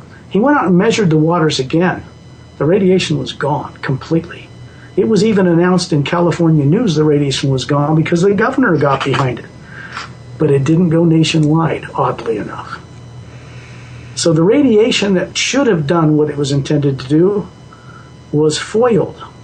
It has been intervened with and neutralized, but not by people on this earth. So that's one of the things I wanted to share with you and your audience tonight as a practical example of things we know we've tested. And this friend in Washington who's a radio show host himself has a program called Out of This World. I've been on it a number of times as a friend of mine. I'll put him in touch with you, and he can send you if you like, he can send you the lab reports of what is measured in chemtrail spraying, how dangerous it is and what it does. And he's even photographed these pilots with a telephoto lens. You can see them right up close, taking these 4-prop jet planes off of this converted commercial airport to Air Force run. And they fly these things and dump them on a certain people out in Moses Lake, 3 hours east of Washington, of Seattle, 2 or 3 times a week. And it causes great amount of respiratory problems and a lot of problems. And they're doing it in part to create a kind of a scalar HARP-type weapons system around the planet. It connects frequencies. But the chemicals they're using are also harmful to human beings. So if in a way, it's almost like terraforming. But that was a term I was going to use, yeah. The content measured in the waters there and in the air and in the soil and in the fish are 8,000 times higher than they should be for safe levels. And there's a high particular aluminum elements in it. What I don't know, they call it powdered aluminum. It's very fine. I don't know what the right term is for it. It's aluminum oxide, technically, but yeah. Exactly. And strontium and barium, which are man-made, and some other things. And biological substances as well. Right. So he has the test results he's done independently in labs in Chicago and elsewhere about that. And we ran them by a scientist who could analyze the potential of what they're doing with this. And so you may want some of those. And if you like, I'll put him in touch with him. He can send you those documents. Yeah. That's always useful because that's a subject I like to cover from time to time. And people that are doing on-the-ground work with that's real useful data. And he is, and I'd love to put him in touch with you. You can go ahead and give his name in the show as well. I mean... Yeah. Oh, his name's Ted Marr. His show is called Out of This World. He airs from 2 to 4 p.m. every Friday. It's a live radio show aired out of Bellevue, out of, not talk radio, alternative talk radio. Okay. 11:50 a.m. And that's aired just to about 3.5 million people in the greater Seattle area. And then it's podcast as well. And if you go to his website at outofthisworld1150.com, you can hear all the past shows I've been on there, and he has them archived, and they're free because he's not yet quite syndicated. So, and I'll put him in touch with you because he had personal experience of being dumped on by chemtrails. What I've helped him with a lot is to get over the anger and frustration about it. Doesn't get caught in that. See, that's... And I told you the story about 2007 when I literally photographed and recorded chemtrails in seven different states from southern Oregon to Tennessee to Virginia to Pennsylvania to New York State, and how pissed off I was. I mean, literally almost just screaming into the sky, trying to get these bastards to stop doing this because it feels like we're bugs being sprayed. But I also have come to recognize that my anger is not useful, but what is useful is to get the information out. Yeah, he had that problem, and it was distorting his life. Mm-hmm. Know that well. The reason I'm free from that is because of help I've received from benevolent beings elsewhere, period. They want to do this for everybody on this planet and for the beings off-world, even the tyrants. Don't misunderstand me. These are highly evolved beings. They don't work from revenge and anger and hatred. Because when you do, the implants have control. And they get stimulated and have stronger control. So one of the things tyrants do is to reveal what they're doing just enough to piss you off, make you feel powerless. Here's the thing. The human beings collectively on this earth right now do not have enough awakened higher faculties to really topple the tyrants at all. The tyrants know that. So the Sira Race agenda and what I do was put out there as a pilot kind of prototype program or channel to begin to bring into the awareness of people what has significantly changed out in the universe that is focused eventually on changing this place, finally, because it's never been done before in galactic history in the way it's going to be done. This is a first. That's another important thing. And the only way people are going to find this out is by applying what I will share with them and how to go about doing it safely, and then experience for themselves the protection I talk about that comes with its use, period, no matter what what government's in power, what tyrants are here. That frustrates the hell out of them because they cannot affect people doing this. And they get a certain protection, and it's increasing worldwide. And it's going to ramp up considerably. So, as this ramps up, though, I question. As this ramps up, are we kind of in a protracted battle where the bad guys from out of town kind of know the gig is up, and they're trying furiously right now to up their game, even as people are waking up? Is that kind of what we're seeing right now? Well, what you're seeing is that because the implementation of this transformation is not openly conducted yet in every corner of the world, worldwide, in massive numbers, you do get tyrants who will do things like Fukushima or a chemtrail, and they'll continue to do what they're doing because they cannot help themselves from doing it, first of all. They have no choice in the matter. The hidden cabal on this planet has no choice whatsoever, no free will whatsoever in what they're doing now. Some of them realize it. Many of them don't. That's a real problem because the direction they're being motivated to go in from galactic history on other worlds where this has happened usually ends up in either the destruction of the populace of that planet or the entire planet itself. That is something that races outside have made a decision they will not allow to happen again because they stood by and let it happen when this planet Maldek blew up 6 million years ago, which is now an asteroid belt in our solar system. That's how it got there. It wasn't formed at the beginning of the solar system or any of that nonsense. Not at all. There's so much. I haven't bought that one for a long time. That's theory. Everybody talks about theory and what they believe. But what do they really talk about that they really know with certainty, without doubt? You don't hear anybody talk that way, because they're afraid. They're frightened. They're frightened they might make a mistake or they'll put their career online. And if you're a certain government employee or in the commercial airline industry, other things, you do put your job on the line by voicing things you know. Those things are easily manipulated. But there's ways around that. The way I know to get around any of that today, from my own experience, and it's deep, 35 years of it, and anyway, is working with this special vibratory word Hue, which was brought into existence at the beginning of creation. It's like the original word they talk about in the Bible. It wasn't a spoken word, it was a vibration. And people have the ability to connect to it through the pineal gland in the center of the brain. It's a gland about the size of the end of your thumb. The Vatican keeps this classified. They know about it. One vein in, one vein out, with the strongest blood flow of any part of the body for its size. Clear liquid. In it are rods and cones. Rods and cones like the ones you have in your physical eyes.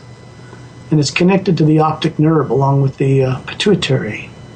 The glands that secrete melatonin and serotonin to put your body in a trance state to keep it running on automatic while you're out every night. This is a great secret that people leave their bodies every night and don't remember it or don't believe in it or it's dreams. Why, that's unreal. It's not like my solid life here. Yeah. Actually, it's more real and more concrete than here. People need to have that switched around, that whole perspective. They're like an atma that's been inverted upside down and put in a body, so they can't see things clearly. These different rods and cones in that gland are set to precise frequencies, and if you tune into one through the creative imagination, you're actually looking into the multidimensional universe at that place that particular frequency connects you to. And on some level, human beings have a roadmap ingrained in their atma that tells them how to circumnavigate the universe. When it's awoken, they work through the pineal gland to see truth or hidden truth or truth on another planet or truth in another dimension. While they're reading a book or talking to someone, it's called bilocation. On planet, some places on the planet, they call it remote viewing. Right. It's deeper than that. When you imagine something, people think that they're imagining it with the brain matter in their skull. This is not true. Your brain does not imagine. It's a multi-billion neuron circuited system coordinated through the pineal gland, that you, the Atma, can direct different functions from higher bodies like emotion and mental stuff from higher planes and run this thing here and have experience. The circuitry in the brain is for learning how to speak and the coordination of the body and walking and running all the systems and like physical memory and things like this. But the mind and the emotions that you feel aren't native to what's between your ears. If a person gets Alzheimer's, this means that their astral form that they're living a life with simultaneously on the next plane up as an individual being, it lives thousands of years and it's gotten old and it's dying. The link between the emotional body and therefore the link from the mental plane above it is severed. The person becomes like a vegetable. People are trying to figure out what the disease is in the brain.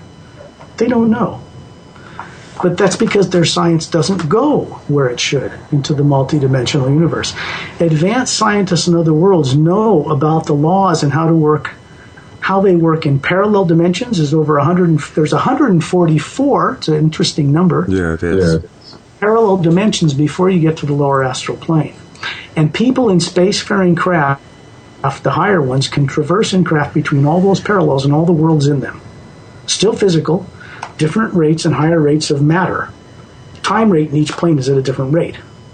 Change the time rate, you're in another plane. Change the time rate of that matter, you're in another plane. And so forth and so on. We as beings, all of us, you, me, the listeners, have the ability, or should have the ability, or did have the ability to know this stuff. People say, you can't know God, you can't know the Supreme Being. Well, yes, you can. And you have the ability to comprehend what it is and what your relationship is to it. But like you wisely said earlier, if you can sever that connection or cause people to believe they don't have it, or that they don't have power over any form of negativity, then through the split in their imagination, they're giving their power away to tyrants to run them, aren't they? Absolutely, yeah. That's what happens. The Hue I want to demonstrate for you, and we did this when we talked privately, a week or so ago before the show. Yes, we did, and it's, I got to say, I have a jump on the audience right now, but this is awesome. The Hue, remember this, I will tell this and say this to people, but I say, do not take my word for it. I don't expect you to. I know the implants are running people here. They aren't to blame. Really, they're not. The Hue begins to open a door that a certain protection comes with it that connects you to the primordial source behind all life directly. That is not connecting you to the psychic area in the lower planes or anything positive or negative. It's connecting you to something beyond that, of which you are comprised as an energy being. Exactly the same substance, no different. And it begins to bring that awareness of who you are to the surface of your being in all the bodies you have in all the planes. It begins the process of bringing to the surface in a safe way, in a careful way, in a loving way, all that was taken from you without your permission or awareness at some point. Some of this stuff was done to people tens of thousands of years ago, Randy, when they were brought here in different scenarios on Earth, even millions of years ago, in different colonizations of this planet, when tyrants had an upper hand or didn't, and they were fighting between different factions that had different pockets here, always breaking a treaty just short of war, shooting down a ship. That's how we got our craft originally, the one at Roswell. It was shot down, but not by us. Think about what I said. Shot down, but not by us. Who shot it down? Why? Yeah. Let's go there. Okay. The beings that were in that craft are under the control of a more diabolical tyrant race, and they were doing some nasty things to people, or attempting to, and they were caught breaking that treaty. Better to lose a pilot, and back then they did shoot down these craft, catching them breaking this treaty, breaking a treaty that would put them in control of this planet, or their attempt to control it. That happened quite a few times. Other times under treaty with a tyrant race, as we explained, it happened under Eisenhower, they were given to us to reverse engineer to play with. But remember, we were always only given their more outdated technology, never their primary stuff, never. The benevolent ETs would have given us all of it freely. They could neutralize the radioactive toxins and poisons and germs and cancers on this planet in a day, worldwide. And as I understand it, in some cases, they actually have done that. Is that correct? You wouldn't hear about it on the news, would you? Not yet. No. I have other sources. If you did try to talk about it on anything prime time, how far would you get? Well, prime time can't even talk about the problem, much less a solution. No, because the military-industrial complex, after this treaty was signed, began to buy up all of ABC, NBC, and CBS and the major studio networks long ago through hidden dummy corporations and all kinds of things. Worldwide Collective did that. It's a done deal. It's not futuristic. The implantation and dumbing down of the people of this planet is done. It's not to be done. They did it. What needs to happen now is it needs to be reversed in a benevolent way. And that's what's underway with the Sira Race agenda, with this race. They're the very highly evolved collective of benevolent races that work together on their world systems in such a vast array of, you just can't believe it, that many world systems could work together in peace and harmony. They don't have money. Money is created by tyrants to suppress masses who must need it. Absolutely. It is not, and you know this, there's no value to it. It's artificial. It's completely artificially created by those who control money and the printing of money to control people, not just on Earth. Tyrant world systems also use forms of money to control their races. That means, and this is one of the deeper secrets in the Sira's agenda, the entire royal bloodline situation on this planet that has ever occurred in the history of this planet, which goes far back before Mesopotamia and Samaria and Egypt and all that, before the biblical flood of Moses, in millions of years of cultures that have been on this planet and come and gone, that people have no idea existed, like Atlantis, and before that, Lemuria, and ones before that, which were all extraterrestrial colonies anyway. And the people that lived there came from elsewhere. Human beings didn't evolve here. One of the biggest traps perpetrated for the soul or the Atma on this particular planet is to get people to believe we have a history of about 10,000 years. Right. And then get them to find a skeleton that's 20 feet tall with a huge cranium, 5 times the size of a human, and then have it disclosed by archaeologists who are then classified. All you have to do with anything that's found or discovered on this planet to keep it from the people is to classify it under the National Security Act. And send it to the Smithsonian. That will work real well. Yeah, well, they never get it there either. It's just taken somewhere and disappears. Anything that says human beings came here 50 million years ago after dinosaurs died out, which they did, is the most highly classified thing there is. 38th level. It's more classified than the hydrogen bomb or beam weaponry from outer space. Anything that would set people free to understand that we are living amongst primarily the majority of benevolent races out there is classified deeply. They don't want you knowing that, because if you do, you can no longer be controlled by them. This scares them. And their control of this is slipping, and I think you know that. Yes, they're still chemtrailing. We're looking for the Sira Race and some other people to mark a certain demarcation point when they finally get an order out worldwide, stop chemtrail spraying. The thing about neutralizing the radiation from Fukushima to keep it from killing millions it should have, that's done. There's more to come. There's a lot more to come. So when people do this Hue, if I may demonstrate, here's what it does. And here's the only thing that it can do. It cannot and does not design to connect anyone to anything negative technology, covert lying weasels, or anything psychic that can be misinterpreted or misunderstood. It connects you in a conscious way over time to the core of your being, that which is pure, that's part of the divine, part of the source behind all life.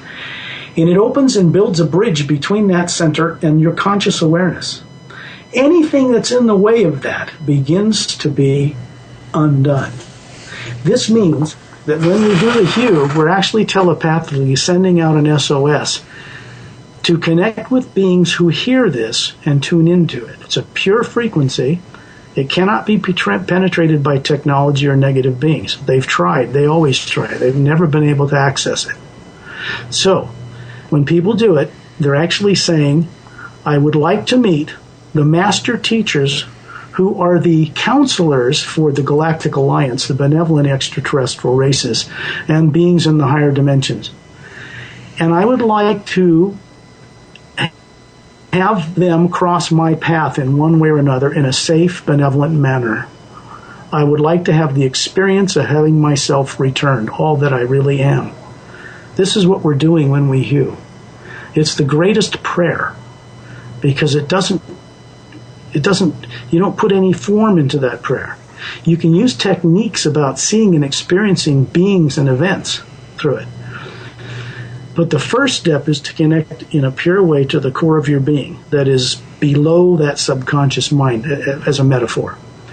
And then experience over time the safety, protection, and events that happen in your life, because they begin to set the person free. I can't prove it other than to say if people try it and work with it for a while, they will have profound experiences. So here's how it's done. If you're alone somewhere where you can be undisturbed for 10 or 15 minutes, maybe preferably at night before you go to sleep, as a suggestion. It can be done in the daytime too. First, imagine someone or something you love. No matter how crazy your life is, if you've got a disease or you're broke or something's happening or there's a battle going on outside your front door, you just imagine someone or something you love you have gratitude for. It could be your cat, your dog, your son, your wife, a relative, a thing, doesn't matter. And then send out this vibration. And you'll notice when you do it, it vibrates only the head upward. Or basically it vibrates the pineal gland in the center of the brain. And it begins to clear the liquid out in it, which is calcified or milky. So you can see and operate through it clearly. It's through this door that people leave their bodies, primarily through this door. When they go to sleep at night, they leave their body. This gland secretes serotonin and melatonin. It's the controlling gland of the body, and it puts the body in a trance-like state we call sleep. The reason you're not aware of anything when you're asleep is because you're not there. The body's put on automatic to breathe and maintain a heart rate while you're out. That's what it's for, in one aspect of it. So you do this, and you send out the Hue in a comfortable tone of your choice, in a long exhale of your breath. Take a couple of deep, relaxing breaths. And in your imagination, put all concerns you have for your present life and anybody in it, and your future on a shelf, just for this time. You always pick it up after you're done. Just put it aside for now. And then send out this word,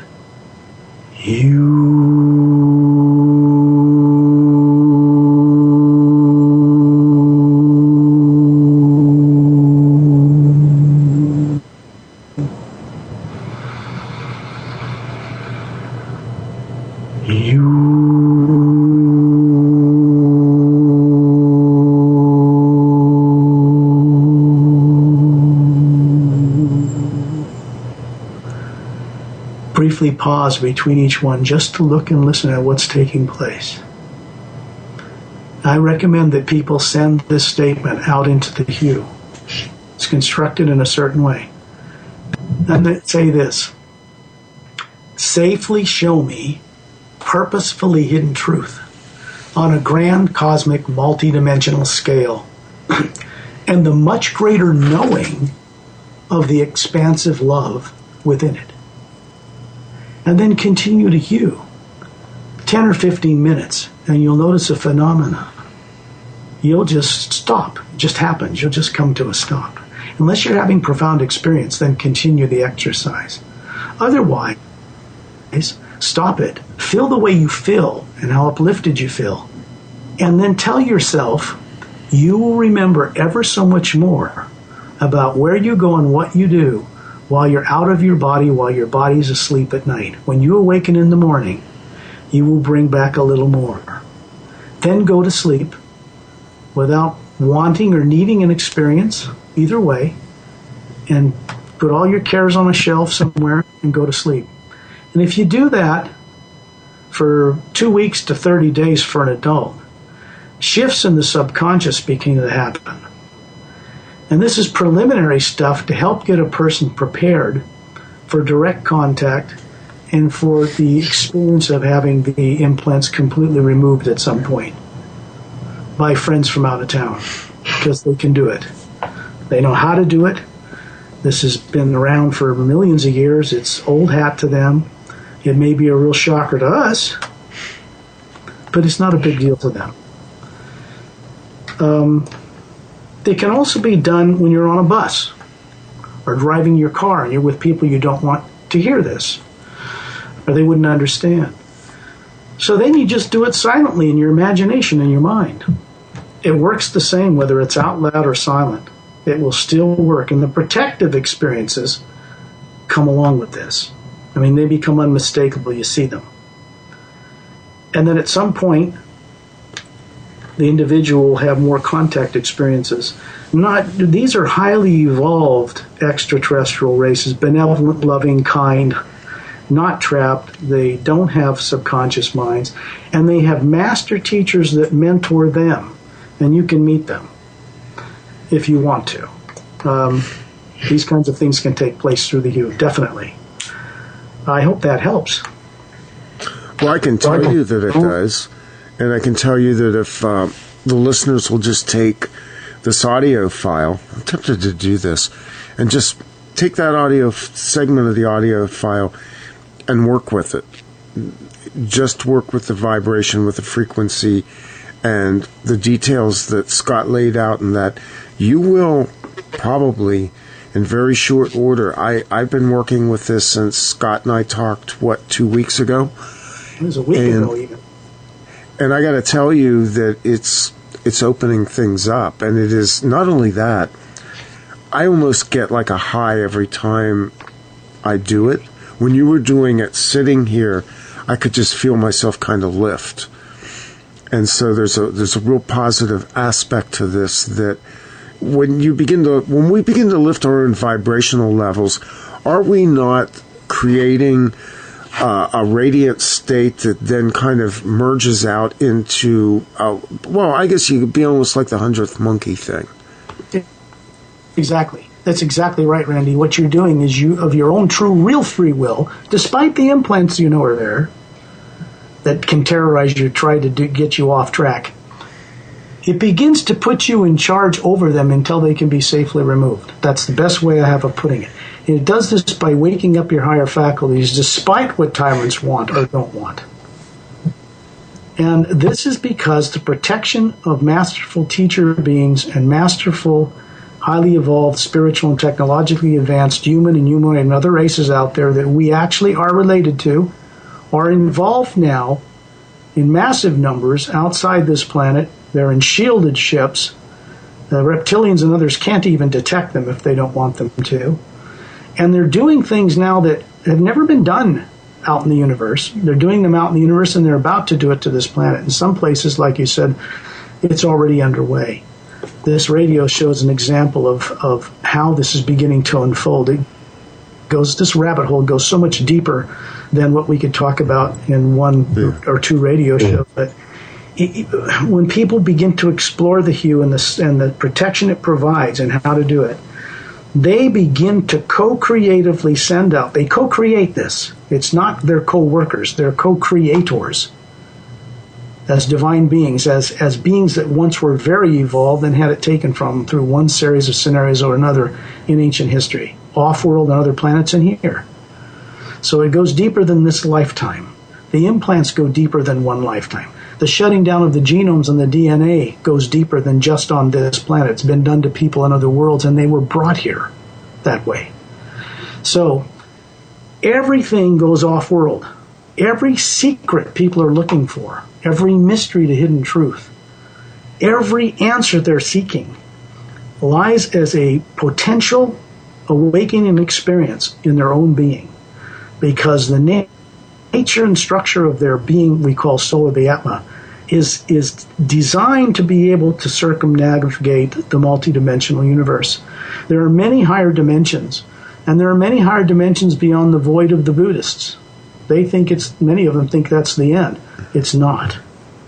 I've been there. There are many higher dimensions above that don't work on karma, that don't have positive and negative energy in them at all. It's a prototype area.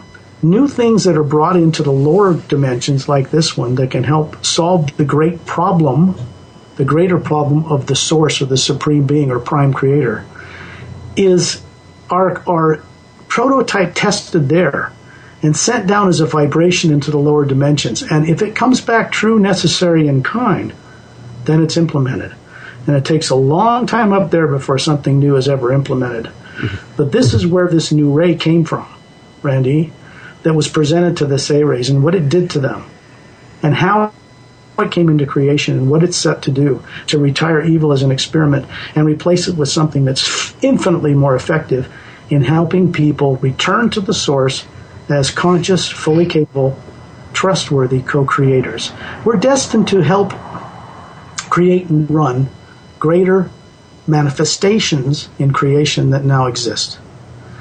And this is part of what our destiny is. This is why we're going through all this crazy suffering and nutty stuff down here. It's meant to be temporary. Evil is an artificially created emotion that was never meant to last. It is erasable in one's experience anyway. The pleasurable experiences are not erasable. The negative ones are. That's very important to understand. They're not meant to last. So the Sira Race agenda is an agenda to begin to unravel the suppression that has taken place among beings on a number of dimensional levels and planets, including Earth. That's the best way I have of putting it. And I can only share this from my own experience with people about what it does and how the safety goes with it, because if I didn't know this to be true, I wouldn't be sharing it.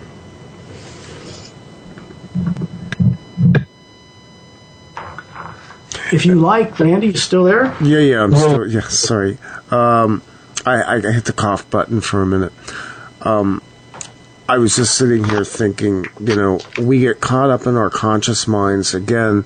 We're suffering this horrible disease called the subconscious, and something as simple as the hue may seem foolish or overly simple, but see, we complexify everything, and we want to rationalize it out, and we want an elaborate scheme rather than looking at something that's so simple and so effective. And I'm sharing this because I felt that way the first couple times I did it. I'm like, this is too simple. This is too easy. Okay, implants kicking in. And see, once you start to do the hue, now there's an awareness about the implants kicking in. You almost begin to self-monitor. Exactly. That's my point. Exactly. You begin to gain power back over them, despite what was done to you on what level. Ultimately, you have always had the power to come out of this hypnotic trance state down here and recall your lives in the many lives in other worlds and in the dimensions of the universe. The hue is designed to do that. It's simple because it connects the pure, simple center of your being to the pure, simple center of the source behind all life. In two ways. One, it makes you aware that you're made of the same energy as that source, identical in every way, on a small scale. And then that is eternally survivable energy, spherical shaped being. And you run bodies at different times of different forms on different planes to gain experience. When you come to a point where the hue crosses your path, you're culminating millions, maybe billions of lives of experience into a culminating lifetime. that is designed to bring you into co-creative harmony with the source on a conscious level. And then you step up to bat. What I mean by helping the source solve the greater problems it has, how do you make the lower dimensions, which are fraught with negativity, divine images or mirror planes of the upper worlds above the void? That's the bigger problem of the Prime Creator. And we're meant to help solve that problem with it by going back and delivering our experiences upon our return. I've been to that source, Randy, and I've done this. And I'm not more special than anyone else, because everybody I know of that exists on any planet has the ability to do this. So how could I place myself above them? I couldn't. It's impossible. We're not. But some of us know or are aware of this, maybe a little before others. Our job then becomes to make certain others become aware of it. And what other greater job is there in the universe? That's it. That's it. That's what we're doing here. That's what we're doing right now. Yep. If you'd like, I could send out this Hue 5 times. That will represent what we call the soul plane or Atma plane above the void of the Buddhists, and help people connect there, outside in freedom. Because then they're bringing that consciousness that's free of all this, and always has been, into their physical life, basically. I think that's a great idea. I'm going to do it 5 times. I'm going to pause briefly between each one. Here we go.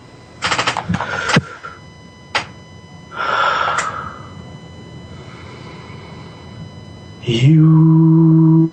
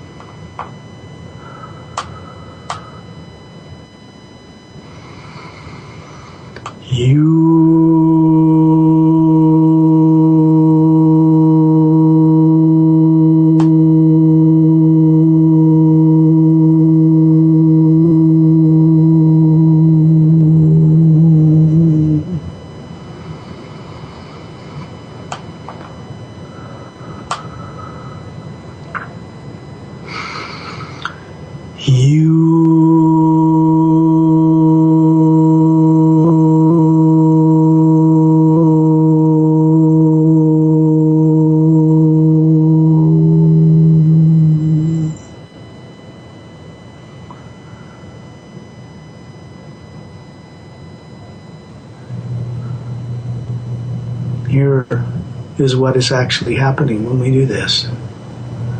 A message, one that only the Atma or soul knows, is being sent out to the source of life through all these wondrous, majestic beings, friends from out of town, extraterrestrials, masters, master teachers, who tune into this and hear you doing it. And they begin to manifest their presence with your permission, safely and in an uplifting way into your life. The events, circumstances, materials, and experiences anyone needs to have this awoken and these implants gone begins through this process. And once it's begun, it is irreversible. Remember, there's always a protection, very, very special protection that people doing it will experience for themselves, that goes along with its use, especially now on Earth, more than has ever been provided before. There you go. That is the transmission off planet tonight to the people of Terra, as you're hearing this message worldwide, now, in the future, or even reverberating out into the past. I think this transmission has been superb in setting the stage for what's coming. And Scott, I want to thank you for coming on tonight, for sharing, for being gracious, and for doing what you're doing right now. My pleasure. That's why I do what I do. It's for the benefit of the people who listen. My benefit, yours, and all your listeners. It's for the benefit of the people on Earth. It's for the benefit of the tyrant races and the benevolent races. It's for everyone's benefit. That's where I come from with it. The book, if they want to explore this, is available at Barnes & Noble or Amazon or through the website at paralleltime.com. It's not really expensive. They can get it in ebook or trade paperback. And then they can begin to explore this stuff. And they can use this show, the presentations in Norway, the ones on Out of This World radio show, anything they hear where I demonstrate this, to follow it if they want, or to utilize as an example for them to have their own experience. It's important that the wisdom and the knowing wake up in them. It's not important for them to follow me around or that because they might think I'm wise. It's important that they have this woken in them. That's why I do it. That's the only reason I do it. Yeah. The time for gurus is over. It's time for the experiential impartation of knowledge and awakening, and that's what we've been doing tonight.